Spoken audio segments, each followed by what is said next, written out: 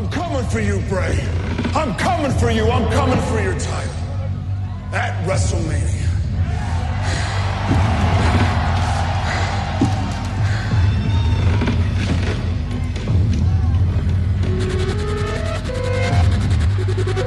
You're about to hear Sister Abigail scream, Bray. You remember the last time you heard her scream? When she took her last breath. Don't do this! Don't do this! And now, I am going to burn the soul of Sister Abigail to eternal damnation. It is Review a SmackDown. I am John Pollock, and Wei Ting is not with me this week. Instead, filling in those big shoes, it's Braden Herrington. Hello. It's great to speak with you again. I haven't chatted with you in months. How are you? First of all, you sound sick. Thanks. That's a great start. You That's sound very sick. Like maybe Wei should have done the show, and because I saw Wei yesterday, and he wasn't sick, and you're sick, and yet he's the one taking the day off. Well, he's not really taking the day off. He flew to Las Vegas and he's working all day. Yeah, long today. Well, you know, John, you always tell me that I need to step it up and I need to put more effort into this. Well, you know what, Wei? Come on. Listen, Wei's day off and your day off, there's a giant difference in the definition of those days off. Okay, fine. Well, you're a trooper for sticking through it and doing it sick. I could have done it by myself. I could have called up Dave or Jay. We could have done What's SmackDown? What's SmackDown? Well, that's the whole point of this show. We're going to answer that question. What SmackDown is? What was that final segment? That's what we're going to call this show. But before we chat about SmackDown, Braden, got to do some news and notes here. Okay. Are you following the exodus of talent from TNA? Yes. This is a little crazy. So I work at the Fight Network. I'm Master Control. My job is literally to watch Impact every week. So I never see you. It's because I'm busy watching Impact and ICW. But this whole thing is crazy. It's so insane because now I feel like half their roster is just gone. Well, half their roster is not gone, but I think some of their most significant players are gone. Yes. For those that are maybe behind on everything, first, Drew Galloway announced he was not returning. Oh, my goodness. Then we confirmed earlier this week the Hardys would not be re-signing. Oh, my gosh. So that big loss. And believe me, I think Drew Galloway is notable too. I mean, he's not the guy that jumps off the page, right. But yeah. I have enjoyed a lot of his stuff. I think his promos I've been a big fan of. I just think Drew Galloway is a great talent to have. I can't wait. On your roster. NXT, baby.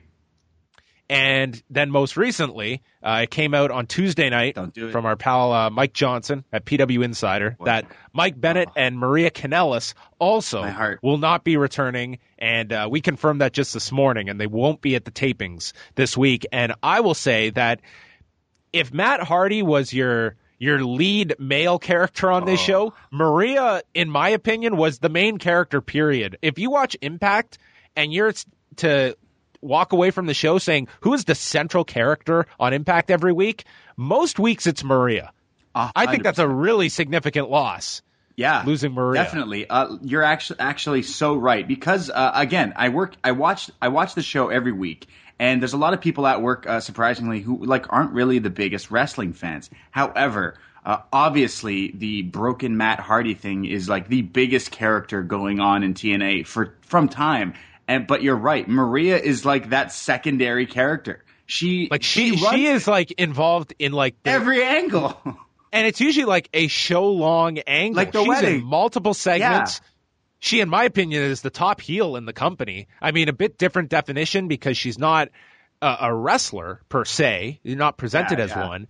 But her heel character, she is such a focal point of that show. And, I mean, yes, you had the wedding culmination, and thankfully you at least got the payoff to that storyline. But there's no Ali Maria match now to come out of that. I mean, it's not to say any of these feuds were necessarily going to turn TNA's fortunes around, but to me, I would imagine a lot of the tapings, you would have figured Maria was figured into quite a lot of it going into this week. and that probably has to be redone now. So I think the loss of Maria is pretty significant. Listeners may or may not know Maria, my favorite diva of all time.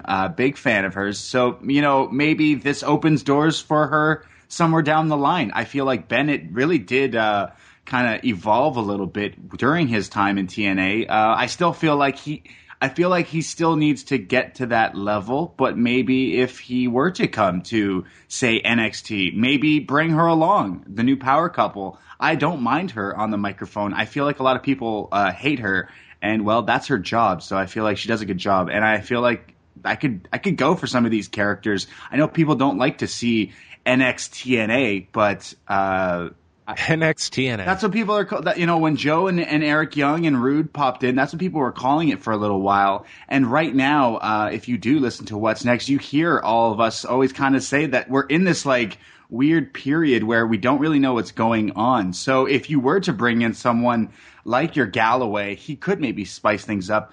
But yeah, reading the news this morning about the Bennetts, I guess you could say, that kind of sparked my interest because I feel like Bennett is someone that could have something. He could go somewhere. And honestly, Maria is a good mouthpiece, lover or hater. So I don't really want to see her wrestle, but I could go for some of the Mike Bennett experience and some Maria Kanellis action in NXT. But I'm still hurt because now, like I said, every week I get to watch Impact, and now I don't get to see my girl, and I'm a little heartbroken. Yeah, I'm curious to see how these tapings go. Tomorrow night's show is still the last episode from the last set of tapings, so we won't see until next week the changes that will be reflective from the new tapings. What would you do, John, if you were when is the next set of tapings? This week? Next week? Tomorrow. They start legit Thursday. Tomorrow. Okay, Yes. sorry. Yes. Yeah, we're recording this Wednesday morning and it's Thursday. So yeah. What do you do in a day? What do you do? Do you bring people in? Some special names? Like, honestly. I would not. I do feel they need something to replace these big holes that are left. Yes. From the characters that are no longer going to be there. The first taping, you almost have to. You have to like put these Band-Aids on all these gaping holes now. You have to write the Hardys off, who are still your tag champions, yes, and were involved in that whole time travel gimmick. Maybe they could just say they teleported and it malfunctioned and they're gone. Space-time continuum crashed. They're going to get some wacky write-off. At least their gimmick allows for something to that's valid. Explain their literal disappearance. They were in the Wyatt's compound. That's what happened. I heard that they're not even going to lose the titles. They're just going to be. They're not at the taping, so you will never see them on Impact again. Exactly. So it's outside of if they were. I'm sure you'll see them on tomorrow night's show, but that would be the last time you would see them, just from the most recent tapings. And we still get the Young Bucks Hardys match. That's still on. That's happening April 1st for Ring of Honor in Lakeland, Florida. So that match is still happening. And the Hardys are free agents as of today. They could show up on WWE on Monday if they want it, if they signed. That's how quick it could happen, pending any physicals that they would have to do and clearance. I'm a 90s kid, John. The Hardys to me were like my Hulk Hogan, essentially. Were you born by the time the Hardys showed up in WWF? Yes. So I'm 25 now. So when the Hardys and the Dudleys and the Edge and Christians of the world, those were my bread and butter. To this day, those are still some of my favorite things to go back and watch. So the Hardys to me always hold a special spot. I always definitely am drawn into anything they do simply because they were my heroes growing up. It's probably as if anyone who's a little older, like Hogan or something like that. I know it's an odd pick, but I loved the Hardys when I was younger. And now they're coming back, essentially, hopefully. I would love to see them show up at WrestleMania or the Monday Night Raw after that. But before that, I don't really know if there's a spot for them right now. I think it'd just be too messy and too rushed. But I definitely think they would fit in perfectly with that Monday night or Tuesday night surprise for WWE after WrestleMania. Well, I feel people will at least have a curiosity into this new regime and what changes are made. But long term, TNA is going to have some, to me, out of the box ideas and some really strong creative to start drawing people back, because I mean, their numbers are at such a low at this point when it comes to just television viewership that it's going to take a lot of just building up some goodwill with your audience. And these losses are notable. I mean, You take the Hardys out of the TNA narrative over the past year. I mean, I don't even know where you begin to describe TNA last year if you didn't have the positivity that was associated with the Hardys that they brought to that brand. Yeah, and another thing is like they're buddies, they're boys. Shane Helms.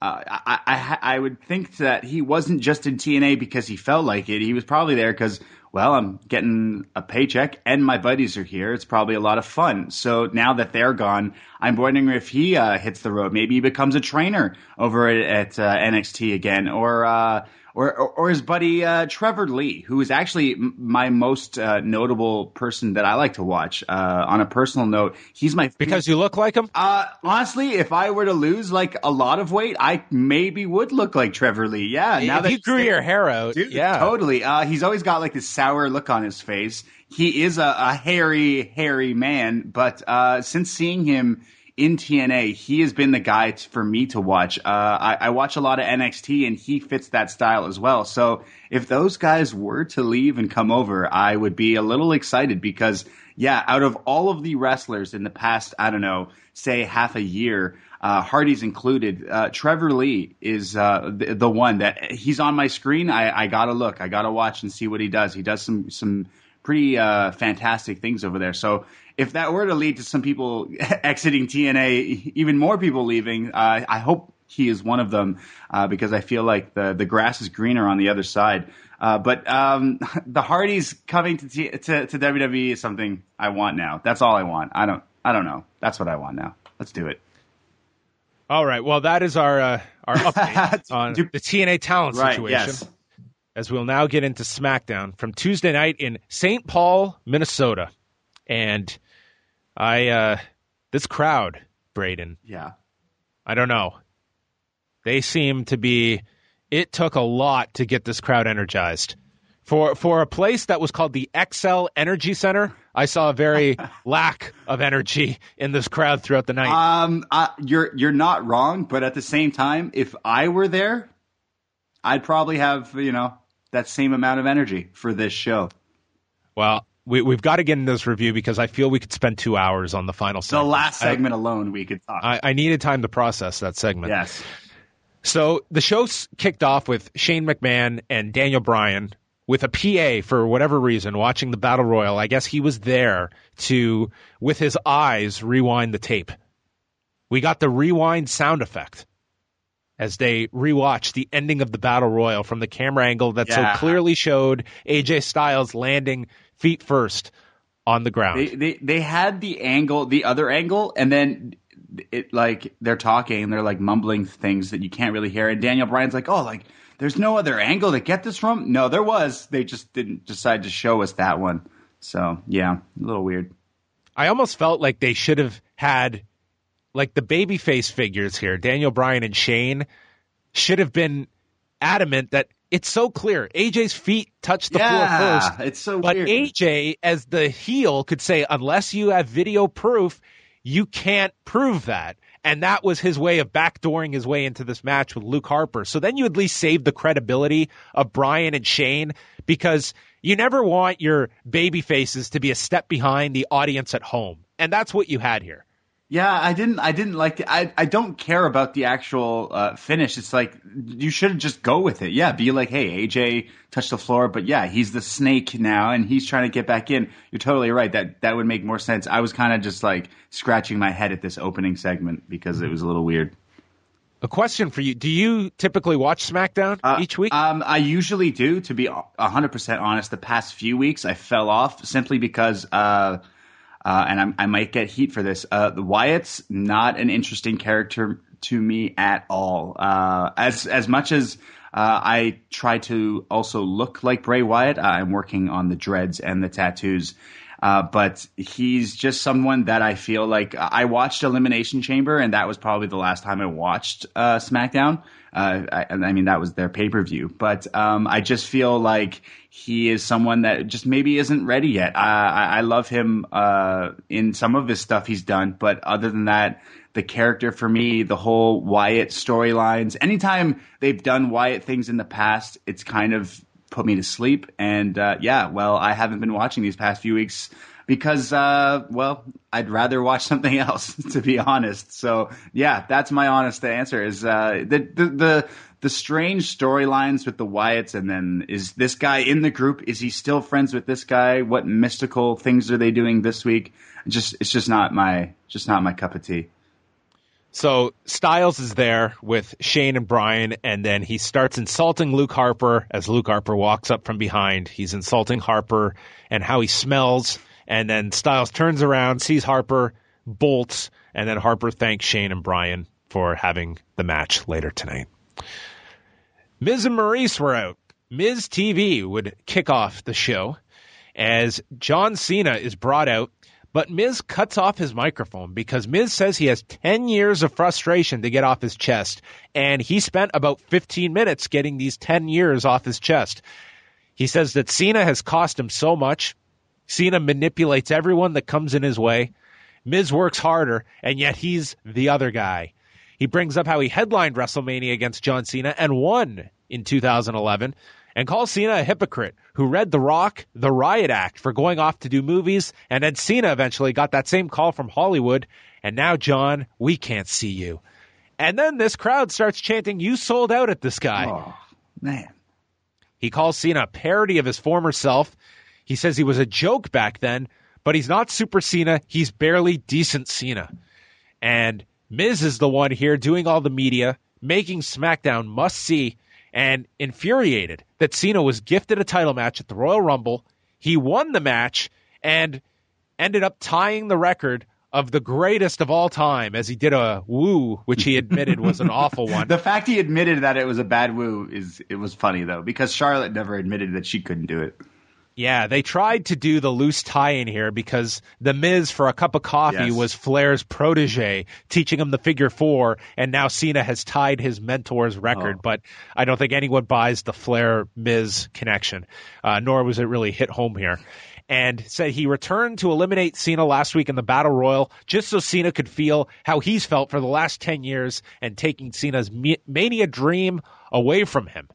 And then allows Cena to speak. First of all, what did you think of the Miz's promo here? It was a lengthy one, and it was long. It was this whole segment was like a quarter of a show. This was like 23 minutes. Yeah, this was like a good quarter of the show here, more than taking out commercials. I like this. This was my favorite part of the show. I'd say. Miz was very good here. Yeah, actually, I thought both of them were good. The only one I didn't like in this was Maurice. She just. I don't know. She didn't clock in today. I liked it. I like this because some of the stuff he said was kind of like, yeah, he is right. What you Cena did say all that stuff, and now he is doing these movies and he is doing these talk shows. So it fits very well into the storyline. And I thought the crowd chanting "You sold out" was pretty fitting and pretty well timed on their part. I guess they did wake up. I thought Cena though saying that.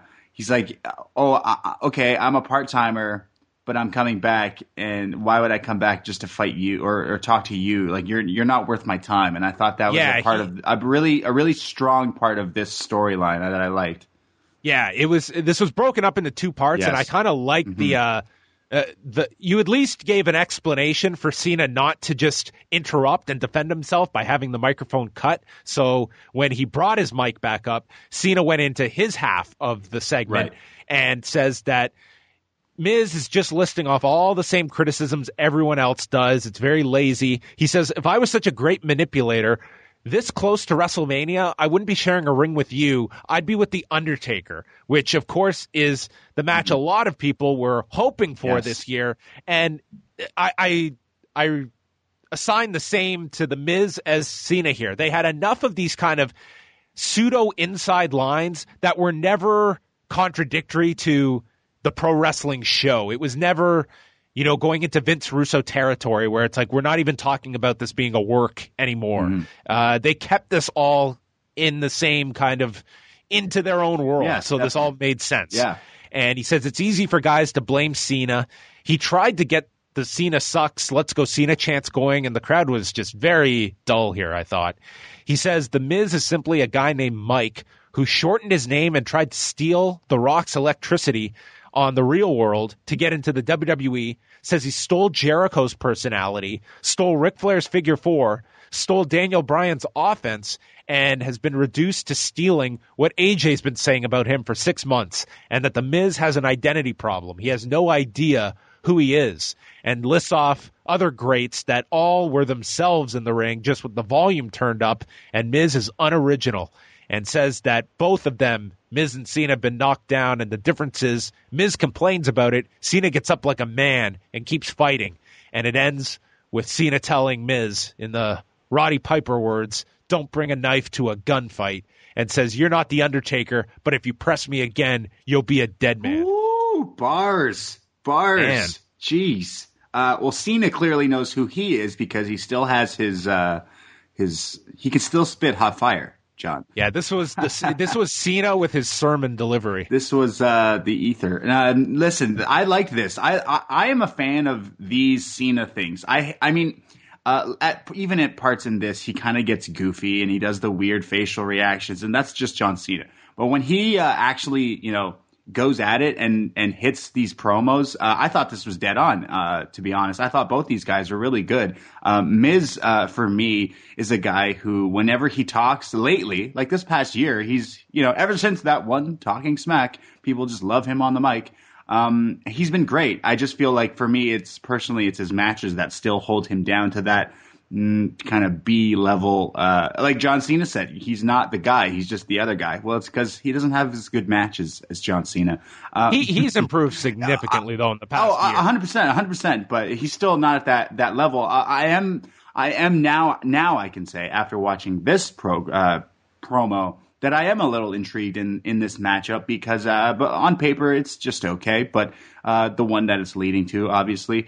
I like this. I like Cena calling him out, and I like Cena mentioning The Undertaker. And Cena said, "You're just a guy who dresses like another guy who's playing another guy." I liked everything about this. This is my favorite part of this whole show. Yeah, I'm curious with The Undertaker line if that's meant to at least plant the seed for next year, an eventual match. Well, the thing is, though, we're talking about The Undertaker, and next year is never guaranteed. And you throw out this tease, the automatic reaction to the audience, I mean, that's not following all the day-to-day minutia of news. It's suddenly, well, yeah, I do want to see Cena and The Undertaker. I don't want to see this mixed tag with Cena. This is true. So, I mean, there was good and bad to that Undertaker line. It's kind of like you're throwing out this dream scenario, and that's not what you're delivering at WrestleMania. It is kind of true. Like, the reason, and I mentioned I haven't been watching SmackDown, is because you have The Undertaker, you have John Cena, you have AJ Styles, you have Randy Orton, and yet these are the storylines and match choices that we're getting. It's just lazy. It's like me and you could spend 5 minutes and make up better matches on paper, at least, for a card. But maybe we will get John Cena and The Undertaker in Brooklyn at SummerSlam or something. One of the other like side big shows. What if we booked Archie and Paulie against the Blossom Twins? I'm okay with that too. Let's definitely do that. Whoever, as long as Miss Grundy can be a special ref or involved in somehow. So yeah. Did you ever read the Archie comics? I mean, again, John, I don't want to rub it in. I'm young. However, I didn't know a thing. Oh, really? Listen, I never read those comics. I didn't know a thing. I just found out on the weekend that Miss Grundy was like an 80-year-old teacher. Me and Agnew, the other day, he was explaining this to me. So, as a guy, as guys do, we're pigs. We ask each other questions such as Betty or Veronica. It's been the age-old question since the days of the comic book or the cartoons of the Archie. And I had a lengthy conversation because myself, I choose neither Betty or Veronica. I choose Mrs. Grundy or Miss Grundy. And it was Jason Agnew who brought to me the attention that, was she like an old lady in the cartoons or the comic books? She's like some old, ugly lady or something. I don't know. What were you going to say? No, that's what I heard was that she in the comic book she's a much older teacher. Well, and on the show she is not. I like the recasting and the rebranding of the character. I just Googled her. She is like she looks scary. She doesn't look anything like that's weird. Are you too young to remember the Canadian television series Riverdale? I don't know what that is. Do you know where Riverdale is in Toronto? It's like this small community in Toronto. It sounds familiar. It was a CBC drama that aired on Sunday mornings, and it aired like for, I would say at most 2 seasons, I think. And it aired in like 97. And I love this fucking show. Well, I don't even know what it is. No. Look it up. Look it up after. Not right now. We're busy. But anyway, that was the original Riverdale. Oh, wait, so are you watching the new one? Like you're caught up or no?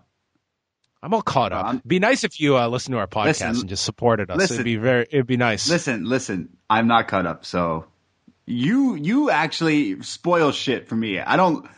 What do you mean spoil You've stuff? spoiled things before, so sometimes like what? I don't want to mention now, but things in the past, and it's like my exactly fault. Things in the past that have happened. That's not spoiling. You always gripe on people because you're like, oh, like they're mad that I spoiled, but you have given like when like Star Wars comes out, you like wait like a few weeks and then you talk about it, or like when I think it was a Netflix thing, and you said like the tiniest thing, and I just like fucking flipped my headphones off, and I was like, God damn it. Because the problem is your generation is so fragile, and it's just the slightest thing like, oh my God, you gave away the color of the woman's dress in the 100th minute of the movie. Usually I would have been surprised by that color of the dress. No. It's like, come on, your life isn't affected by any of this stuff. No. You either enjoy a show or you don't, and knowing a little point that happened already, that the majority of us who watched this when they actually wanted to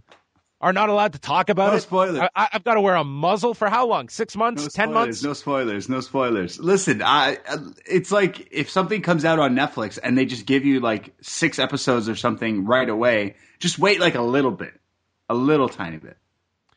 You're right. I retract. I don't want you listening to my just stick to your music. So the segment ended with Maurice telling John Cena not to leave the ring until she tells him. Oh. Are you okay? Did you just fall? No, but I almost broke my phone. Sorry. Okay. Maurice says that John wishes he was half the man that Miz was, and Cena's problem is his ego. And she says, the bigger the ego, the smaller the package, as she slaps John Cena. And John just looks at Maurice and smiles as Nikki runs down on cue with her music as Miz and Maurice leave through the crowd, and Nikki gets on the mic stating, if you mess with my man, I'll break you, bitch. And this was our first on-screen interaction of John Cena and Nikki Bella on WWE programming. Right. This is the first time I thought Nikki Bella was a badass. I'm gonna break ya, bitch. Ya hear me? She's hood now. She's gangster now. She ain't playing John. I don't know. I'm not a Bella fan at all.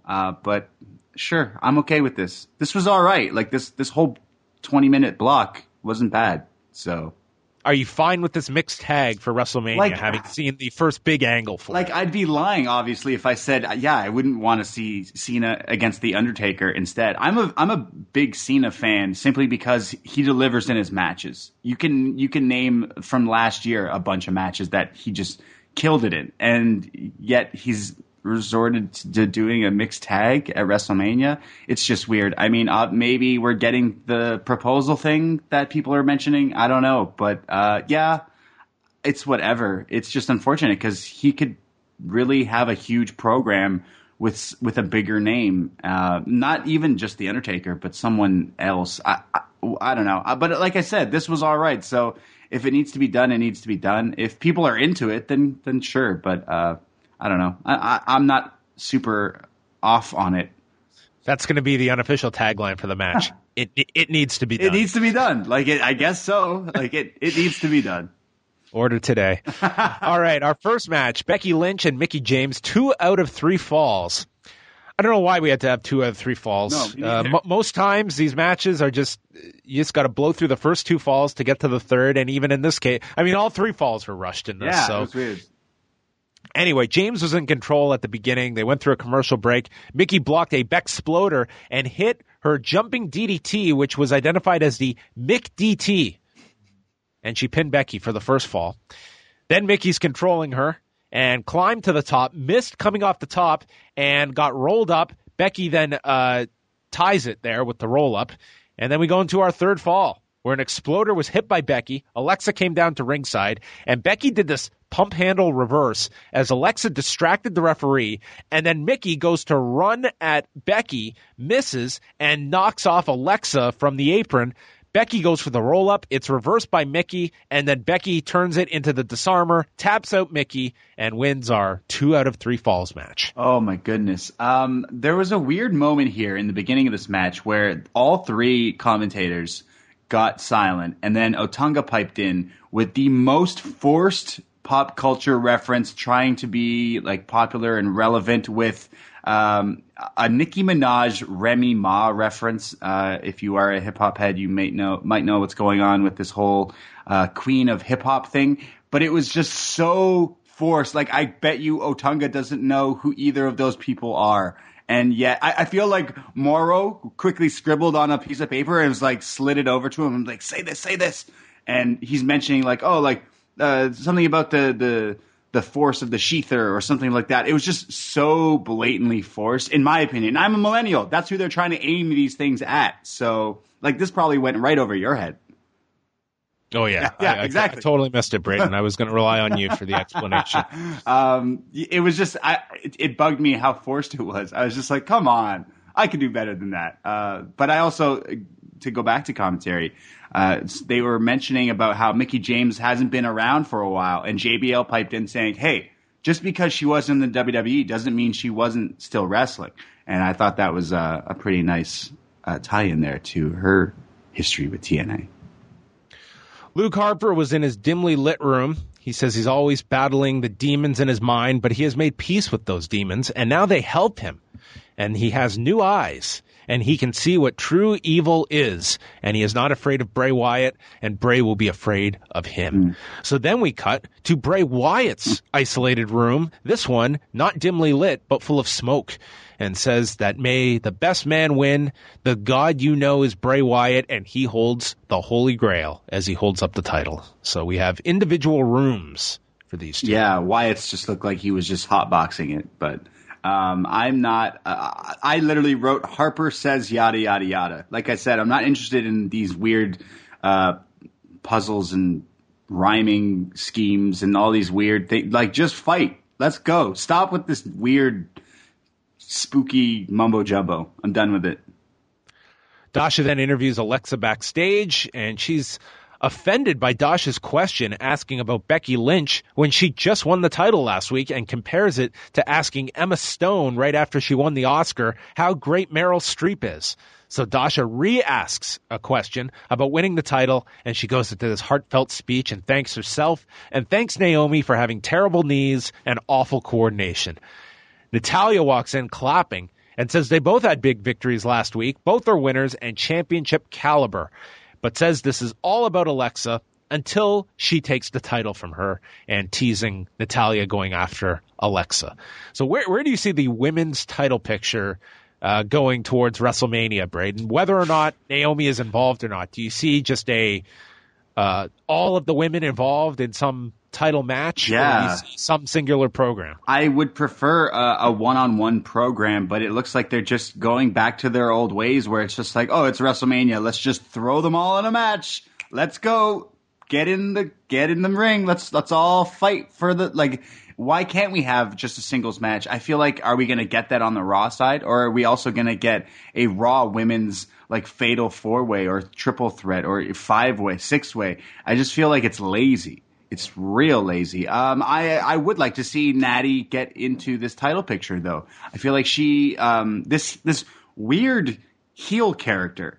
It's like it's still evolving. I feel like because she's been this like in limbo character for a little while. She always mentions her cats and stuff like that. But now I feel like it's kind of coming out like she's playing this bitch essentially. And I thought even in this, I like instantly hated her, and yet I love Natty. But like she was doing her job, so I'm interested to seeing where that is going. But yeah, where do you go? Because Naomi, is she coming back for Mania? I don't know. You have Becky, you have your Mickie James. Where do you put all these women now? It's a little messy. Renee was with AJ Styles. He says Harper's feet clearly touched the floor first and calls it convenient that they didn't have another camera angle, and he's going to take his rightful place in the main event of WrestleMania. And then we had Luke Harper and AJ Styles at the top of the first hour as, or I guess the top of the second hour, technically. Morrow says the stakes couldn't be higher in this match, which we would later find out, I guess could be debated if there were any stakes in this match. Harper landed this drop kick and then did AJ's pose. And a few moments later, Styles hit a Pele kick from the floor to Harper and stops him. There's dueling chants. Otunga says, it feels like WrestleMania in here tonight. And JBL said, yes, it does. What? They could only dread for a reaction like this at WrestleMania. Jeez. Harper landed a big boot for a 2 count. He followed it with this suicide dive where AJ Styles landed in Minneapolis from here. There was a half Nelson overhead suplex by Harper for a near fall. They went through the break. Styles comes back, hits a phenomenal forearm, and the referee counts 3, but Harper gets his foot on the bottom rope as his music plays, and Shane comes out and restarts the match. Harper then counters a Styles Clash attempt into a jackknife cover. Styles goes to the floor, gets into Shane's face, and then Harper goes for a running kick, misses AJ, and takes out Shane McMahon. And Shane goes down. Styles then shoves Harper into the post and then puts him in the ring, hits the springboard 450, and pins Luke Harper. Oh, boy. I like I mentioned earlier where I'm not into the Wyatts really at all, but I won't take away the in-ring of Luke Harper because I'm a pretty big fan of his matches sometimes. It's just they never seem that important because there's really no interest or like reason why they're happening. But this one, I mean, they gave us a reason, so I was a little more into it. I really like his half and half suplex that he did on Styles. It just looked like he killed him. Where it's like the Sami Zayn Dragon Tiger suplex, whatever you want to call it. I thought that was pretty cool. And the fact that this guy is just a huge dude, and he's still doing these suicide dives. It's just super impressive to watch. I like this guy. I just don't feel like he should be anywhere near my main event or potential Mania main event storyline at all. We have Cena messing around with The Miz and his girlfriend, and yet we're stuck here with like real B card people in the main picture, which is just a little backwards for me. But I'm guessing this leads to something to do with Shane and AJ Styles. Renee was backstage with Cena and Nikki Bella, and they were interrupted by Carmella and James Ellsworth, with Carmella forcing Ellsworth to stand up for her, and he was all nervous around John Cena and ends up calling them phonies and leads to John Cena challenging them next week to a mixed tag. The Big Hog versus John Cena. I'm pretty excited for that, actually. I thought this match was going to be set up for tonight, and I was a little disappointed that they said it was next week. So maybe I'm falling for this scene. Maybe it's because it's like a couple storyline. We kind of haven't had a real couple love relationship thing going on, and now I'm just like, oh, this is interesting. So, but it's not that interesting. Yeah, if you did listen to this show regularly, you would hear my plans on having a mixed tag division, and it's really coming together now on SmackDown. All these intergender teams, interspecies, as JBL likes to call the Big Hog. But the graphic for next week, which is the tag team match here. So it's Nikki Bella, John Cena versus Carmella and Ellsworth, and they are all wearing snapback hats. Oh, well, maybe they should have made a stipulation. Loser can't wear snapback hats. Yeah. I would not risk not being able. I wear snapbacks. I'm wearing a snapback right now, John. I would not be able to participate because I couldn't risk losing that. Daniel Bryan walked up. He congratulated AJ Styles, but AJ won't shake his hand, says he has an invitation from Bray Wyatt for tonight. Dean Ambrose comes out for a match with Curt Hawkins, but just immediately kills him with the dirty deeds, and the match doesn't happen. Instead, he gets on the microphone and says he has learned many life lessons, such as rollerblading home after happy hour is not a good idea, nor is calling women sturdy. He says he's been pushed and left for dead by Baron Corbin, but is not walking away, and messing with him is a bad idea. He challenges Baron to come out and fight, but Corbin appears on the screen. He says that he doesn't come when you call his name, and that Ambrose was a speed bump that has slowed him down, but now Ambrose is a deer in the middle of the road that Corbin is going to run over. He's going to commit animal cruelty to Dean Ambrose. He's going to murder a deer. Coming from a guy, the guy wears a wolf on his shirt all the time, and now he's talking about running deer over? Like, this guy's just cruel. What a mean man. He's the lone wolf because he murdered all the rest. Apparently. Jeez. Doesn't he know, like, if you're a wolf, you're in a pack. You're supposed to be, all together and sociable. I'm not a big fan of Dean Ambrose, and I am sure as hell not a big fan of Corbin. But their promo work here was fine. I roll my eyes every time Ambrose talks. That's just, he's not one of my favorites. I'm feeling like a real negative Nancy on this episode, but this really just wasn't a good week for me because this wasn't a good episode. But if that's a WrestleMania match, that has pre-show written all over it. Yeah, I feel these two could end up having a pretty good, like, hardcore match at WrestleMania. Yeah, sure. There you go. Yeah. They could be the one match on the show that kind of has that street fight to it. Kind of the expectations people had for Dean and Lesnar last year that kind of was underwhelming. That this year you have two guys that I think could fit that role, so to speak. He'll bring his chainsaw.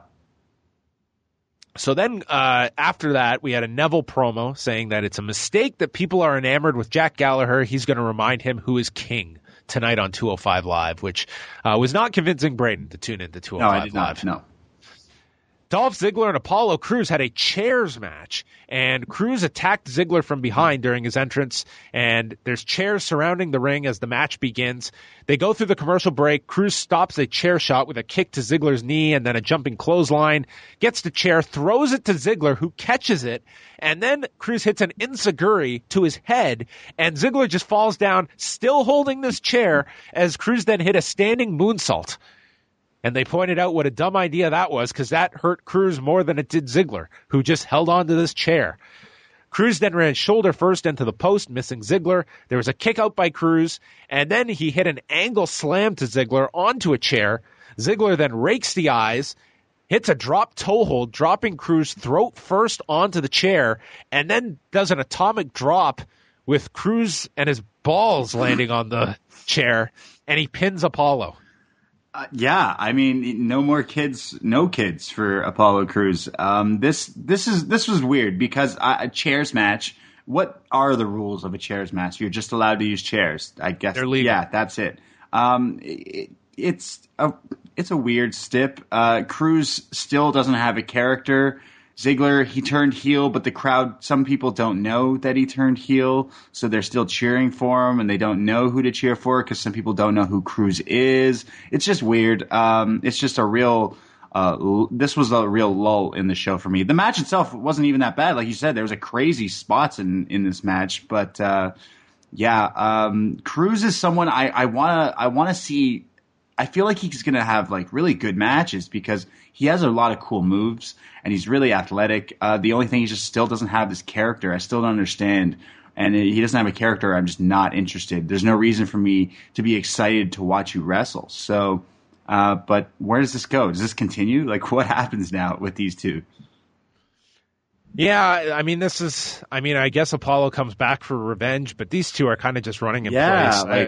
This is not something that I see going to WrestleMania. I see these two guys as Battle Royal participants. Yeah, they're going to do the Andre the Battle Andre the Battle. Andre Memorial Battle Royal. But are they also going to do like Intercontinental or U.S. title ladder matches or something like that? Or maybe is that just the cruiserweight spot?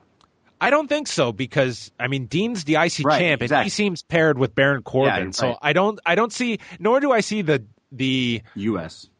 The U.S. title. I don't see Jericho. That's obvious, him and Owens. Yes. So I would say if you're going to do that multiple person ladder match, that would be more likely for the cruiserweights, if anyone. Yeah, if anyone does it. No, definitely. That sparks my interest. You put 6 of the best crazy spot monkey high flying dudes in a ladder match on WrestleMania. Yeah, I'm definitely going to watch that. I just feel like, so then do these 2 guys just get thrown to that battle royal then? Is that where everyone else ends up? I think so. Okay, yeah. and I could see Raw and SmackDown guys. Yes, definitely. Yeah. Not Shaq though. No, as he says, unlikely. He's not completely closing the door, but it's unlikely. Poor Big Show. To go from a featured match to, he would probably be in the Battle Royal, wouldn't he? He's going to win it again. I don't know if he's going to win it. Bray Wyatt comes out for the final segment, and he says that Luke Harper and AJ Styles are both mortals, and Styles will end like all the rest. He comes from hollowed ground and a place that stretches down into lava and molten core. Oh. Then on the screen appears Randy Orton at the Wyatt compound with the rocking chair swaying back and forth. And he says that this is a place where you can smell the stench of evil. And he tells Bray, "This is your world, but it's not mine. It never was."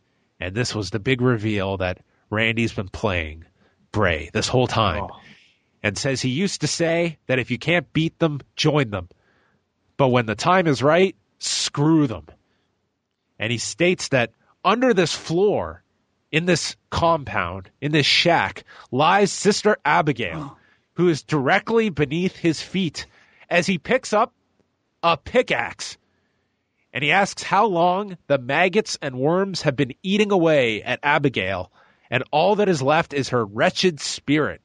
And we see Bray in the ring, furious, and says that he's helpless for the first time, and now Orton is going to be the master, and Bray will be the servant.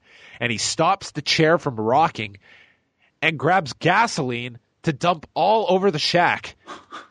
He then announces that he is coming for Bray and his title at WrestleMania as he pours gas into the hole where Abigail is buried, and says that the last time Bray heard Abigail scream was when she took her last breath. Which I guess, are we to interpret that Bray murdered Abigail? I guess so. I don't know if you've ever seen the movie The Ring. Yes. This is kind of like that. The girl is under, maybe not a well. This is kind of like the storyline involving Cheryl and Jason Blossom, with Bray playing Cheryl. Well, listen, and whether Cheryl killed Jason or not. Listen, I just feel like this, I feel like a dick because I'm just shitting on this episode, but this whole weird thing just doesn't work for me, and especially Orton. I feel like he just wants to burst out laughing every time the camera zooms in on him. So there's a girl buried under Bray Wyatt's shack. Yes. And no one really cares or wants to ask why. And I guess her spirit is rocking the chair. Yes. And so Orton takes the gas and just spreads it all over the shack. Then he leaves a gas trail outside as he walks down, lights up this stick, and sets the entire compound ablaze and says that it will burn to eternal damnation. The whole place goes up in flames, and of course, after you have just committed arson, you do the Randy Orton pose as Bray is losing his mind back in the ring. I wish so much I was part of this crowd to watch this segment. This was so wacky and out there, but I can't say I hated it. Oh no! Oh, okay. Well, I was glued to this segment. Why did you like it so much? Because it sounds like you loved it. Listen, it was. We all knew this eventual reveal was coming with Randy, and it was going to be something wild. It's going to be flames. This one certainly is. Now, this crowd was completely out of it here. They were. I don't blame them. they embodied the spirit of Sister Abigail during this segment because they were dead. And I don't know. I think there's going to be a lot of different reactions to this segment. I think the knee-jerk reaction is it was the worst thing ever because it was so out there. But I feel, especially over the past year, when you have Lucha Underground, you have the Hardys, I think people are more receptive to a segment like this than they would have been 3 or 4 years ago. It's just like, listen, the Hardys did their thing, and it exploded. Like that whole thing, the going fighting at their compound and all that, it was their thing. And then the whole Wyatts, they did the thing with the New Day. It was like totally trying to rip that off, it felt like, people said. And then now this, like I'm pretty sure in his promo before it cut to Randy, Bray Wyatt used the word DTs. And I'm not saying he's not allowed to use that word, but it's like, really? You're going to use that word now when a guy is using it week in and week out in a very similar style character on an opposing TV show. Now, these two have been going back and forth on Twitter for like a while, though. So, like, if you ask me, screw Orton. Let's get Matt Hardy versus Bray Wyatt at WrestleMania instead. That's instantly way more exciting. And yeah, I did hate this segment because, like I said, it's just Orton is not fit for this kind of ridiculous silliness stuff. And neither am I as a viewer. It's not what I watch. If I want to watch this kind of stuff, I'll go watch Sci-Fi Channel, or I'll go on Netflix and pick the most B horror movie there is and watch it. And there's nothing wrong with that. It's just like, I'm interested in this show for the wrestling, and there wasn't a whole lot of that. And you mentioned that, like, yeah, if you were in the crowd for this show, you'd be a little ticked off because you kind of just sat there to see Randy Orton light up some, like... Well, this was a very talk-heavy edition of SmackDown. What I mean. When you combine the final segment with the opening segment, and, I mean, in between you got Harper and AJ, what I thought was a rush 2 out of 3 falls match, and then the chairs match. You had 3 matches on the show. It wasn't like, imagine forking out, I don't know, $100, right? And then that's all you got to see. I'd be a little cheesed. I'd be a little ticked off. It's like buying tickets to your favorite band, and then they decide to, instead of playing their big hits, they're just going to talk about stories or something like that. I don't know. I feel like you're right. Like the crowd was a little burnt out. That was not intended, but literally, because it was boring. It was kind of lame, in my opinion. As that Randy Orton thing, I've already woke up to a million different memes of him doing his pose in front of the fiery house, because everyone knows cool guys don't look at explosions. And it's super funny, and it's like it's going to be memed and, burning houses out of nowhere, whatever. But it just, for me, it wasn't that good. I didn't like it at all. I'm not interested in this matchup at all. This could be the first year where a WWE title match could be on the pre-show. Well, we'll be curious people's feedback to this final segment. Yes. I'm sure it'll be the most discussed thing coming out of SmackDown. You did see Talking Smack, correct? Yes, I did watch Talking Smack. However, I skipped 205. I'm sorry. Yeah, it's fine. Let's just quickly go through Talking Smack here. They started reacting to the Wyatt compound being burnt down, and we are unsure now who has the title shot at WrestleMania. And Renee says, wasn't everyone anticipating this at some point? Basically saying everyone knew Randy was going to turn on Bray. And then Brian had the best line of the show when he says, I joined the Wyatts for 2 weeks, but I never considered arson. That was very funny, actually. Brian, that was his way out. Yeah, that's true. Oh, how do I get out of this? That's just Brian is a true pacifist because he left the Wyatts in a lot less violent fashion. Natalya was the first guest, and she said she was providing veteran advice for Alexa and doesn't want her to get too ahead of herself. She talks about her win over Nikki last week with pride and integrity, as Brian and Renee brought up how Maurice used a pipe on Nikki and led to Natalya's win. She says she will be the women's champion. She also wants her own show. Just a really brief segment with Natalya. Brian just seemed in a daze here. He seemed like Natalya left. It was almost like the stuff on the show was just so wacky and out there that he's not even trying to make sense of it. Yeah, he kind of seemed a little out of it, even from the get-go, with that joke about the arson. Like, he seemed like he was kind of just... It was whatever. Like he's in a tough role on this show where you have all this confusion about the title contender, and yet he's the GM of the show. He should theoretically have the answers to this, and every week he doesn't. He's just got to say, "Well, it's above my." We'll work on it. We'll work on it, or we'll talk. We'll talk. We'll work things out. It's like, no, like that's who you're supposed to be. Like, do it right now. Call some shots. You know. He started taking issue with certain phrases like AJ's "you don't want none" being a double negative, and says there's so many ridiculous things. And this is when Renee took issue with the term having your cake and eating it too, because who doesn't want to eat their own cake?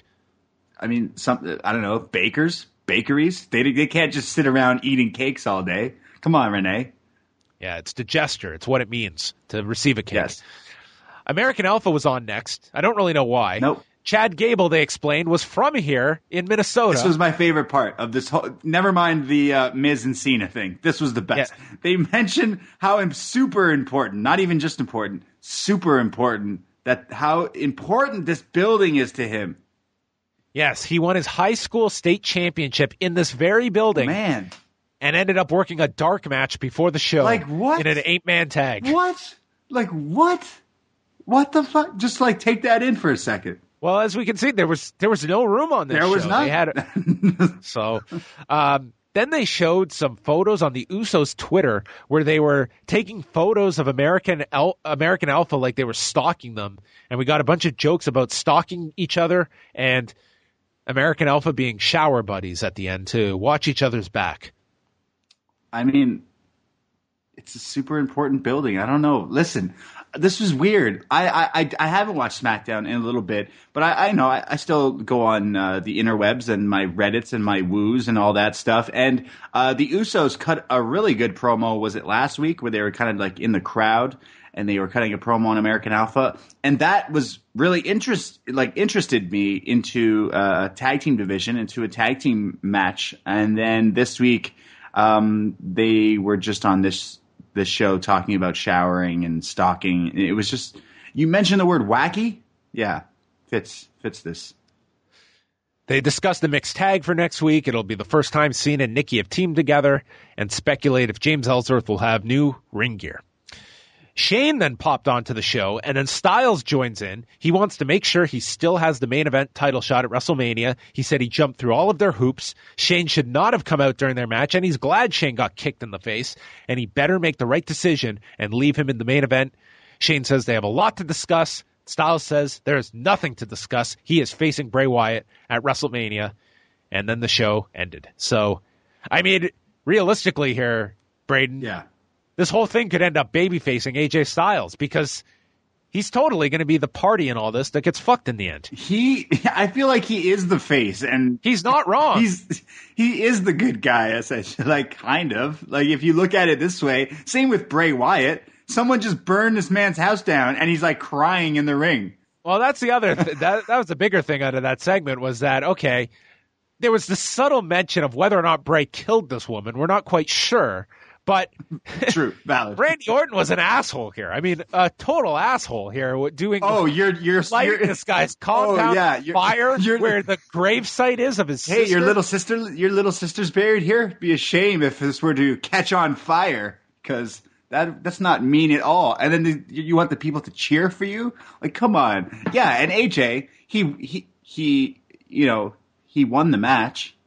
He did go through their hoops. He's not wrong. It's just weird. It's just weird. It's wacky. It's wacky.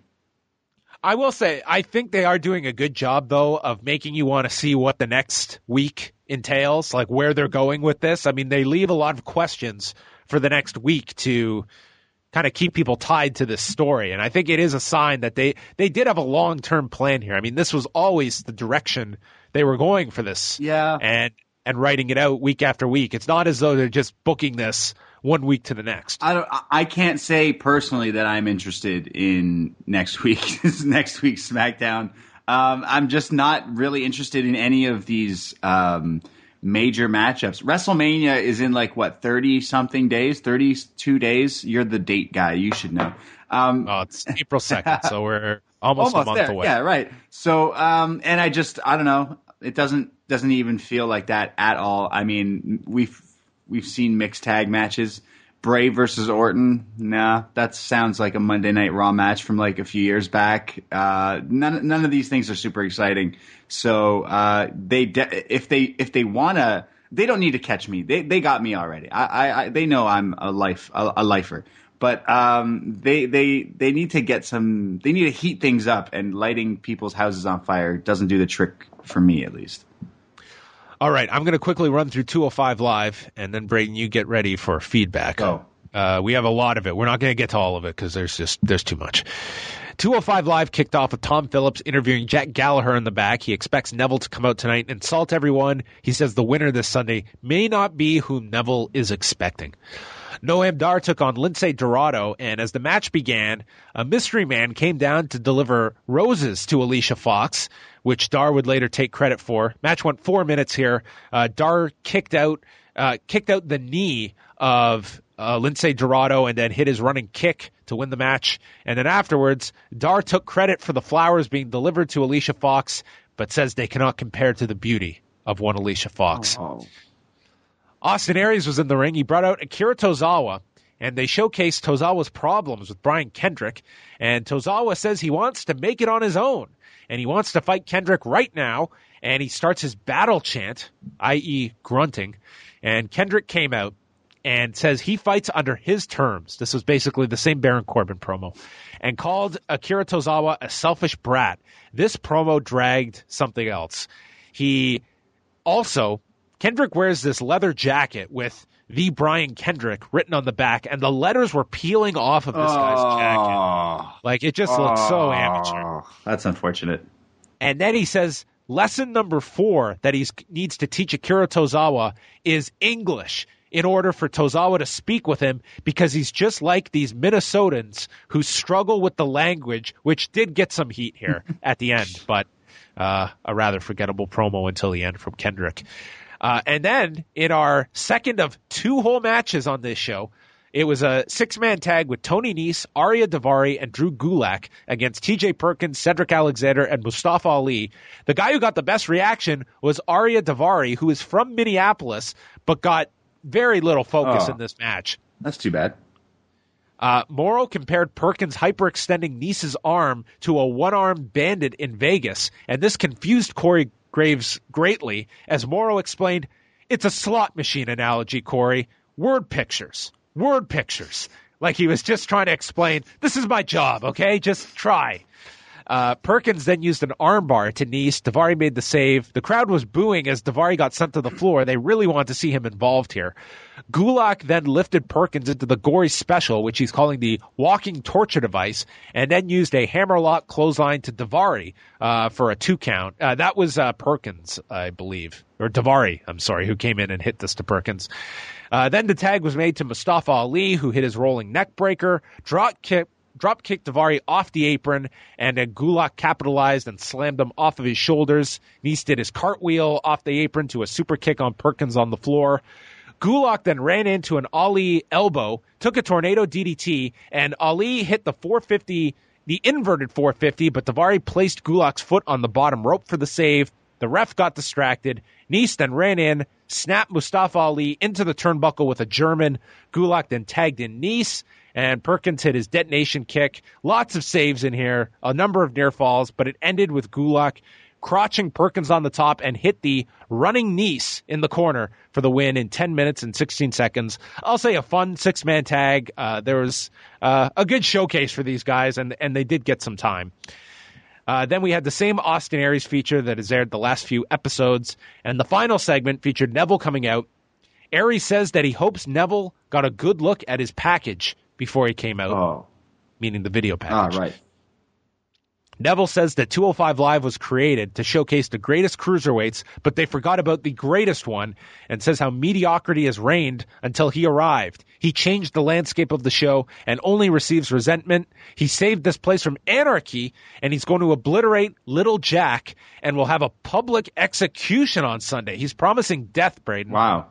So playing off of SmackDown. This is a dark week in wrestling. It is, where it's just they're fighting to the death. Deers, Abigail, and Jack Gallagher all could be left dead. Gallagher then interrupts him and asks if Neville wants any tea and biscuits, which this, of all things, got the crowd to chant. Tea and biscuits. You didn't even say crumpets? Nope, he said biscuits. They disagree over whose ring this is. Gallagher says this ring belongs to the people, which it doesn't, literally or figuratively. No, not at all. And says it's time for Neville to leave, and he takes him down. They fight. Gallagher drop kicks him and then headbutts him with dress shoes, no less. Neville rolls to the floor, and then Gallagher hits a running drop kick against the barricade and ends the show with Neville leaving through the crowd. And that was 205 Live. I'm interested in that match. I'm a big fan of Neville, and I'm a big fan of Jack Gallagher.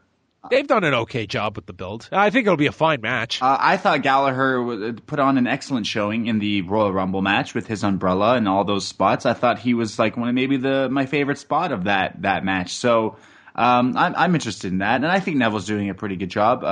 Unfortunately, I don't watch 205 Live. Most of my friends in my life who are the big wrestling people, and everyone has their group of wrestling friends, and you always talk about wrestling.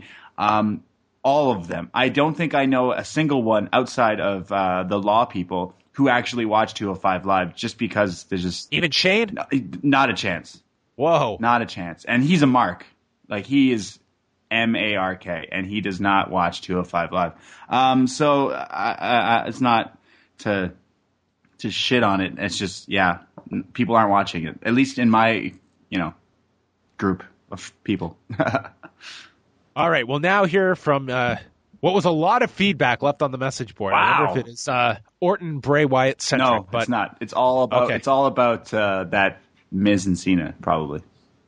Well, let's start with Alexander from Portland. Above all else, SmackDown this week was surprising. Miz and Cena cut what could be the promo of the year. And Maurice and Nikki were amazing in their brevity. Harper and AJ had a great match. Dolph looked more credible, and we're finally seeing James Ellsworth getting in the ring with Cena. I don't know if people were necessarily counting down till that interaction. That final segment was incredibly necessary. Randy simply hitting an RKO and saying he's actually against Bray would have been weak. He needed something big to add fuel to the fire. Pardon the pun. And tonight was exactly that. Yeah, sure. That's one in favor, Bray. Okay, we'll take score. How many people like it and don't like it? Chupacabra from Delaware. SmackDown loved the opening segment. Both sides basically cut a shoot promo on the other, and which is why it was so intriguing. The only thing I didn't like was the arrogant faces Cena makes when someone is cutting a promo on him. He pretty much no-sells in a verbal fight as much as he does in actual matches. If Orton was planning this all along, why wait until another challenger is added to the main event, making it harder to win the title? Will Orton now beat AJ to get his spot back? Triple threat match? I don't know. It's just going to be Orton and Bray, is it not? I would think it's just going to be a one-on-one match. Yeah, that would be my assumption. Some breaking news here. Oh, what's happening? Dana White on ESPN just announced that George St. Pierre will fight Michael Bisping for the middleweight title. Oh. Wow. I know. Does that get your interest? I actually know who those people are. So yeah, that's a plus for Braden Herrington. I think. Listen, I'm a very casual UFC fan, but St. George. Some people will say he's not the most exciting fighter, but I think he definitely brings in people. So I'll probably want to watch that. Okay, we go next. Mark from Vaughan. What do you think the percentage chance is of AJ being the babyface in this program? He's certainly been a sympathetic figure in their booking in Shades of Grey. Well, we brought this up.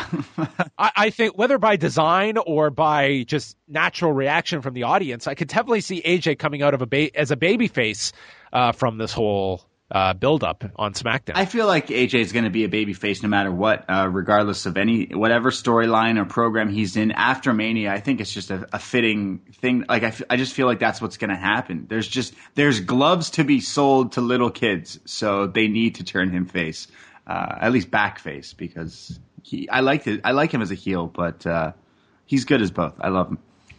Joey from New York. Hi, John and Way. It's funny what a difference 24 hours can make. I went from hating Raw as much as it can be hated to absolutely loving SmackDown. The opening segment was awesome. He says, sure, I can nitpick and say I thought Cena and Miz was playing your turn, my turn.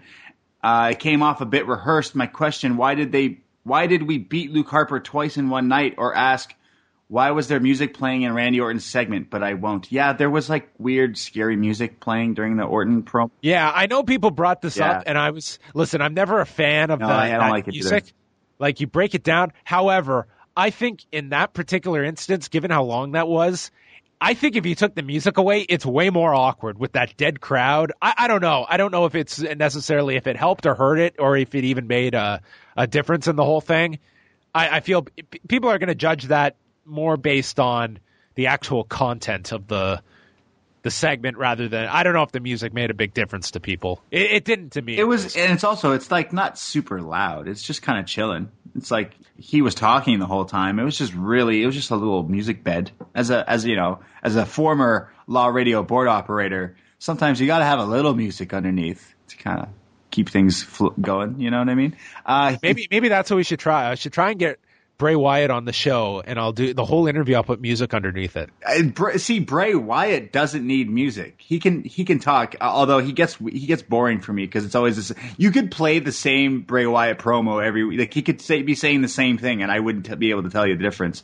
But scary music is always weird, and I don't think I like it in wrestling. But I mean, if it fits, sure, go for it. More often than not, I find in those segments it takes you out of it. But in this one, I don't know. It wasn't as glaring to me. Yeah.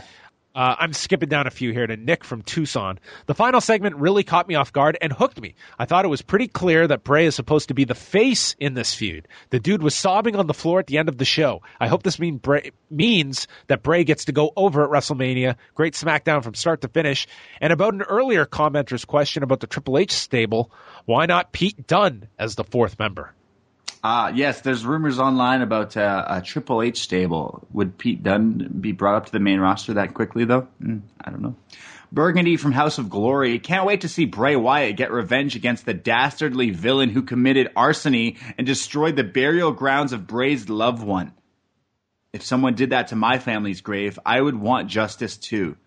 Yeah, I'm going to leave it at that. Let us go to... I'm just skipping down here because my voice is about to give out. I can read again. Jason makes me read all the time. All right, then go for it. This guy put a blue font on his, and I can't really read it, but it's Chris from Melbourne. Above all else, quite enjoyable night of WWE. I found myself surprised with SmackDown, but in a good way. The opening segment made me interested in seeing Miz and Maurice against Cena and Nikki at Mania. I wasn't expecting AJ to win, but that ending with Bray and Randy was great. However, the 2 out of 3 falls match seemed rushed and totally forgot about Dean Ambrose being IC champion. Was Apollo legit hurt? Because it seemed to be grabbing his throat after being dropped on the chair. I think that was all to play into the finish. Yeah, that was the point of it. I think so as well. He looked fine. 205 and Talking Smack were okay, about par from those shows are. He's got a question regarding TNA.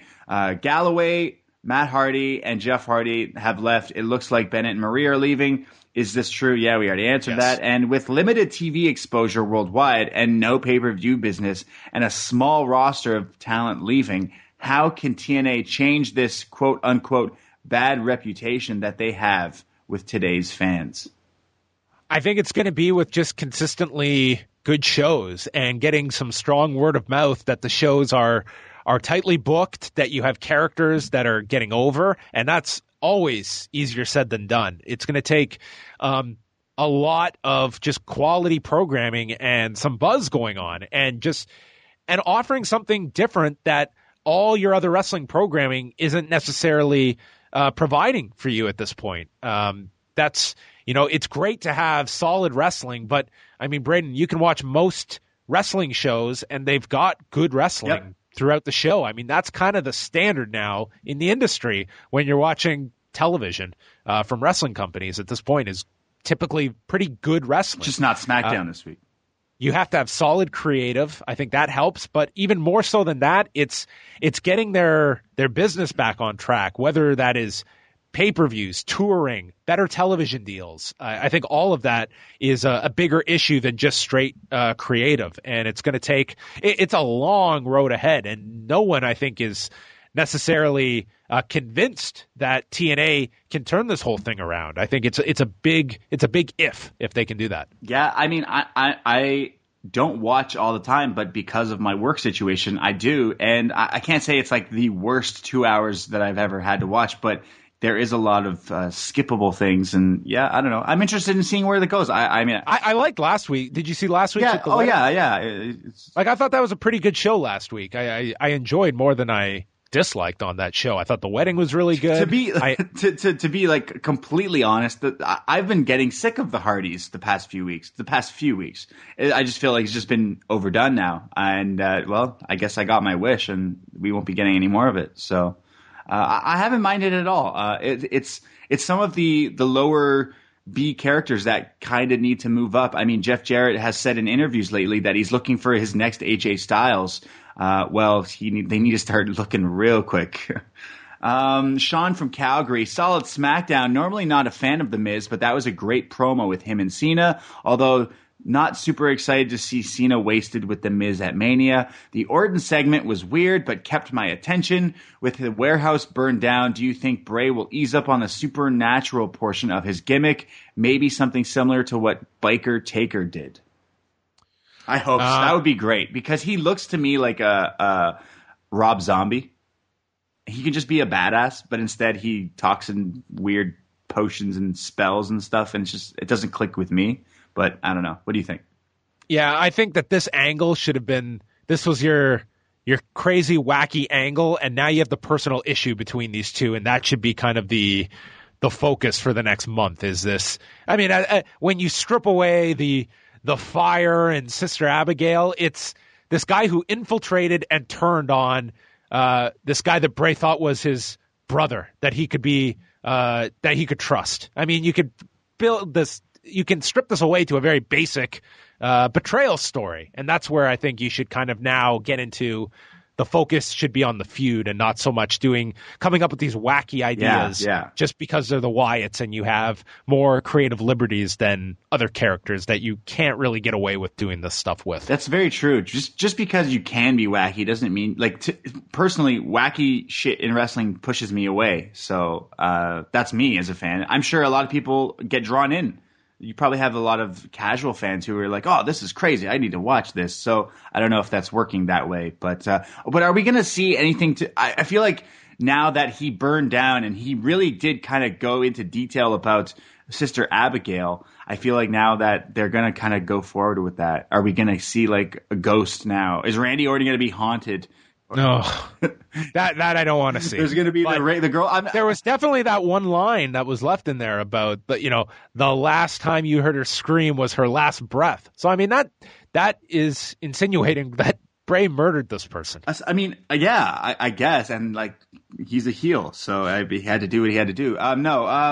It's weird. We laugh, but it's very similar to the Jason Blossom death on Riverdale, which is not a spoiler. That's the whole purpose of the show. Yes, they give that in the first few seconds. It's just maybe the creative are enjoying that series and they're going in that direction. No, for me, it's reminiscence of The Ring. Like I said, it's because the girl is buried beneath here now, and I feel like that's what we're gonna get. We're gonna get the girl, Sister Abigail. Long black hair. She climbs out of the screen. The Tron. Yeah, she's gonna come right out of it, or maybe she's gonna come out of the ring or something. I don't know. Or are we gonna get like Nikki Cross's call up will be as Sister Abigail. See, I don't even. She's dead though. We're gonna have a dead Sister Abigail come to life.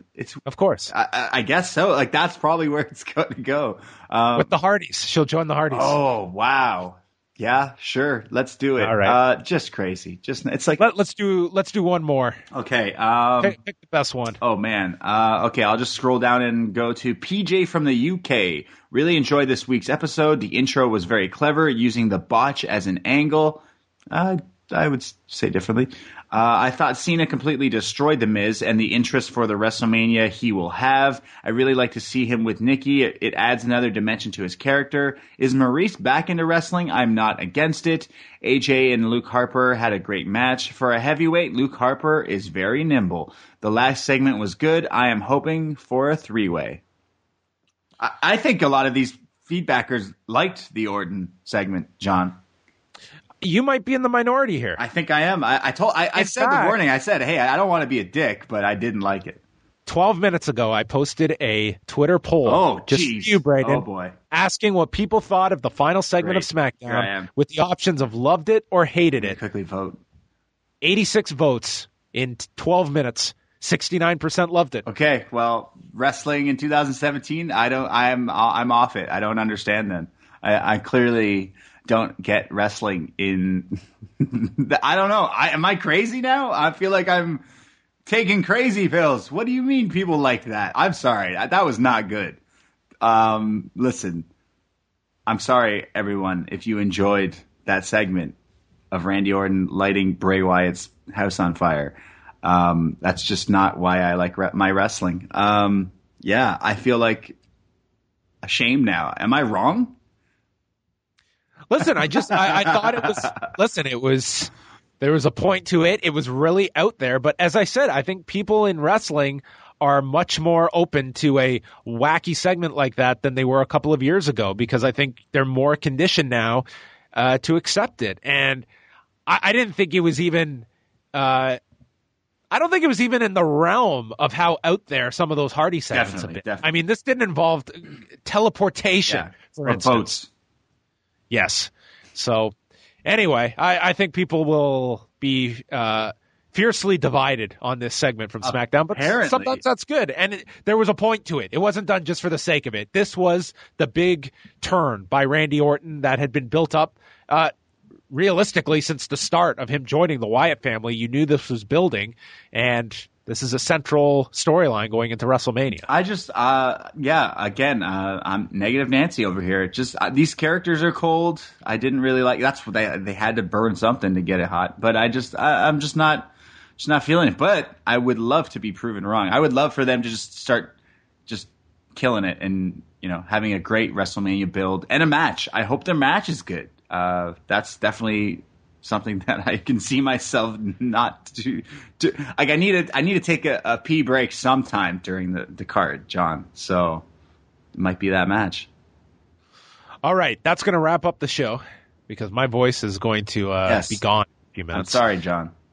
But I want to thank you, Braden, for joining me because you are doing double duty today. When will you be back for all of us to hear you? Oh, my goodness. I was supposed to say this, and I totally messed up. We're doing something very special. Myself and Jason Agnew with the What's Next. I'm not sure if you are familiar with this show, but every week there's a show called What's Next. It's either myself, Agnew, or bartender Dave, and we discuss NXT. So usually I'm not that negative on that show. I'm actually the positive one sometimes, unfortunately. However, tonight at 9 p.m. Eastern here on the Live Audio Wrestling's Facebook channel, we will be posting it on the Twitter and all that stuff too. But we will be doing a special What's Next Facebook Live edition with myself and Jason Agnew tonight, and this is Wednesday, March 1st. So if you're listening to this and it's already past that, the podcast, the audio version, will be available like normal every week. But we will be doing a special. It's the biggest announcement in What's Next history, John. Oh, wow. I can't even John doesn't even know. That's how big this is. And, well, it could very much change the landscape of live audio wrestling and What's Next. Okay, maybe not live audio wrestling, but definitely What's Next. So we will be doing that tonight. So yeah, double duty, definitely. We will be doing that. So live audio wrestling on Facebook and Twitter and all that stuff. Braden Herrington on Facebook and Jason Agnew on Facebook as well. Add us at the Brady, at Agnew Jason, all that stuff. Twitter, Facebook, social media, millennial stuff. You know how it is. I need to get my Snapchat public. John, are you on Snapchat yet? No, I'm not. Oh man, I would love to send you not anything bad, obviously. I would love to send you like all these Snapchat filters. You'd be fun to annoy. I feel like you'd be great. You would last like a day. You would delete it after a day. Yeah, I'm not even going to join, so I won't have that necessary length of time on it. You would look good with a dog filter on your face. Yeah, I mean, you do fine every day with it. You can go to facebook.com/live audio wrestling, catch What's Next live at 9 Eastern tonight. Also on the Facebook group, you can also confirm your attendance for the live Review Away podcast happening the day of WrestleMania in Orlando at the Barley and Vine Beer Garden, which you can confirm your attendance. It's Sunday morning, the day of WrestleMania. We'll be doing a live podcast, taking questions, so go sign up for that. It is free admission, so we will hope to see you if you are in Orlando this coming April 2nd, just over a month away, as we went over earlier. So thanks again, Braden, for stepping in and doing double duty today. This is you're the complete opposite stereotype of a typical millennial today, working hard. Yeah, a little bit. I'm probably going to nap, so. All right, then. Well, that's going to wrap up the show. Goodbye, everyone. Hear from Braden later tonight. Was this not something I think everybody was anticipating at some point or another? The Viper's about to turn around and go do his own thing. He's going to do what's best for Randy Orton. It had to happen. Yeah, but okay. So, for example, I joined the Wyatt family. How can you be hesitant on that? Listen, I joined the Wyatt family for 2 weeks. Yeah. In no way, shape, or form did I consider arsony as part of turning against the Wyatt family. Okay, well, you're a different man than Randy Orton. We are he very goes to different different people. lengths than you do. Yes. And so, I honestly, I don't even know how to react to this.